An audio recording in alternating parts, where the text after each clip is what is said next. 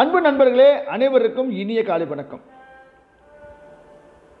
நாம் 260வது தேவாரம் பாடப்பட்ட சிவஸ்தலமான கபாலீஸ்வரர் கோயில் பற்றி பார்த்துக் கொண்டிருக்கின்றோம். கடந்த 2 நாட்களாக இந்த ஆலயத்தின் தல வரலாறு, தல பெயர் காரணம், கோவிலின் அமைப்பு இவற்றை பார்த்தோம். இன்னும் பல விசேஷங்கள் இந்த கோவிலை பற்றி சொல்ல இருக்கின்றது. வாருங்கள் பார்க்கலாம். இந்த பதி வாயிலார் நாயனார் அவதாரம் செய்த திருப்பதி. துறை கொண்ட செம்பவள இருள கற்றின் சோதி தொன்மையிலை வாயிலான் அடியார்க்கு மடியேன் என்று பணிவார் சுந்தரமூர்த்தி நாயனார். வாயிலார் சன்னதி கற்பகாம்பாள் சன்னதிக்கு எதிரில் வடக்கு பார்த்த தனி ஆலயமாக இருக்கின்றது.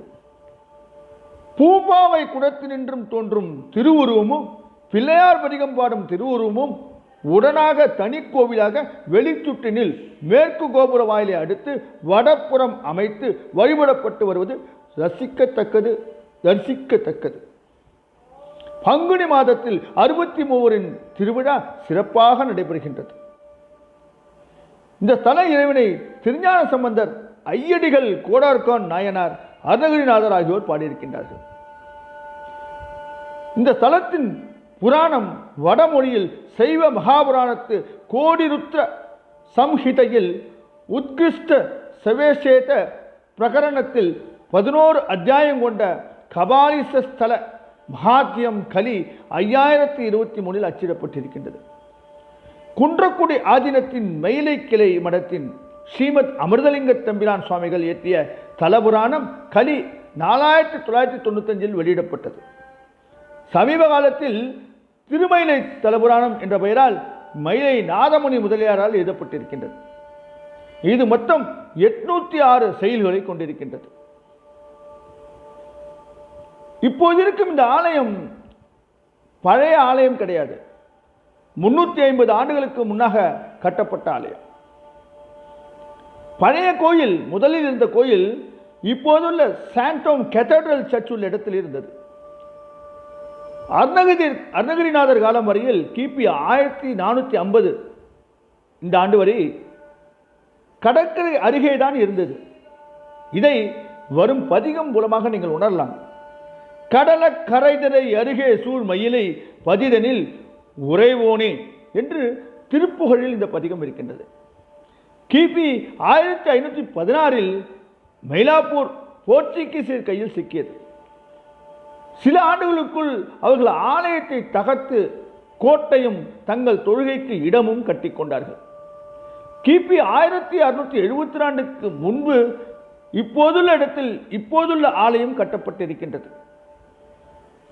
ஆகவே 350 ஆண்டுகள் தான் ஆகின்றது இப்போது இருக்கும் ஆலயம் வந்து.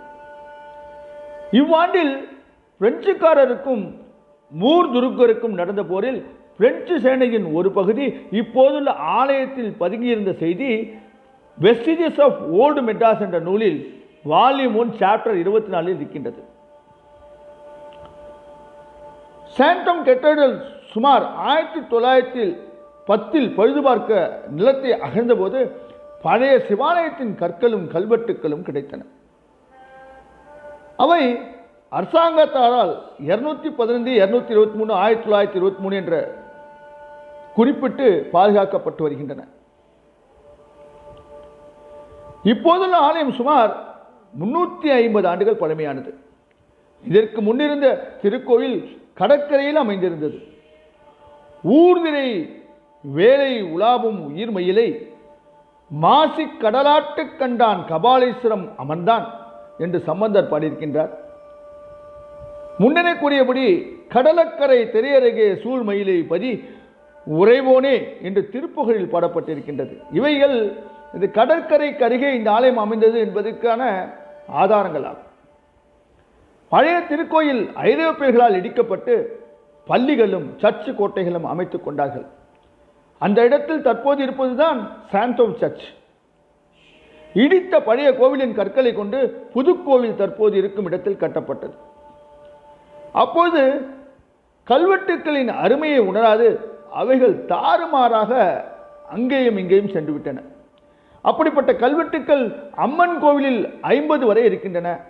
சுவாமி கோவிலில் கல்வெட்டுக்கள் எதுவும் இல்லை. அலங்கார மண்டபத்து முன்வாசல் தளத்தில் டச்சு எழுத்துக்கள் கொண்ட சில கற்கள் இருக்கின்றன. பழுது பார்த்த போது எடுத்த கற்களின் சில கல்வெட்டுகளும் இருக்கின்றன.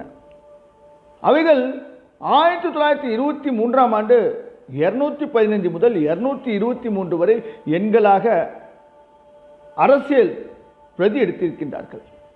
அவைகளில் தமிழ் கல்வெட்டுக்களில் ஒன்றில் கூத்தாடு தேவர், அதாவது நடராஜர் சன்னதியில் தீபம் வைப்பதற்கு செய்த தானமும், மற்றொன்றில் முதல் ராஜராஜன் மெய்கீர்த்தி ஆகிய திருமகள் போல என்ற தொடக்கமும், மூன்றாவதில் பூம்பாவை என்ற திருப்பெயரும் குறிப்பிடப்பட்டிருக்கின்றது. இக்கல்வெட்டுக்கள் 9 நூற்றாண்டுகளுக்கு முந்தையவை என அறியலாம். சிவனேசர் திருமயிலை கடற்கரையில் இருந்ததுமன்றி கடலில் தோணியிலிருந்து சரக்கு எடுக்கும் வண்ணமாக சரக்கரை கட்டியிருக்க வேண்டும் என்றும், அதற்கு பின்புறம் அவர் குடியிருக்க வசதி இருந்திருக்க வேண்டும் என்றும் அறிய கிடைக்கின்றது. ஈழநாட்டு திருகோணமலை, துளுவநாட்டு கோவா முதலிய இடங்களில் பரங்கியர்கள் 400 ஆண்டுகளுக்கு முன் செய்த வண்ணமே இம்மயிலிலும் பரங்கியர்கள் கோவிலையும் மனைகளையும் இடித்து பள்ளியும் கோட்டையும் கட்டியிருக்கின்றார்கள் என்பது திண்ணம். எவ்வளவு விஷயங்கள், இன்னும் பல விஷயங்கள் இருக்கின்றது. நேரங்காலம் காரணமாக இதற்கு மேல் என்னால் கூற முடியாத நிலையில் இருக்கின்றேன். எவ்வளவு சிறப்பு வாய்ந்த இந்த ஆலயம், எனக்கு பிடித்த ஆலயம், அனைவருக்கும் பிடித்த ஆலயமானது இந்த கபாலீஸ்வரர் ஆலயத்தை தயவு செய்து தரிசித்து சிவகடாட்சம் பெற எல்லாம் வல்ல இறைவனை வேண்டி விடைபெறும் உங்கள் அன்பு நண்பன் ரா ஸ்ரீதர்.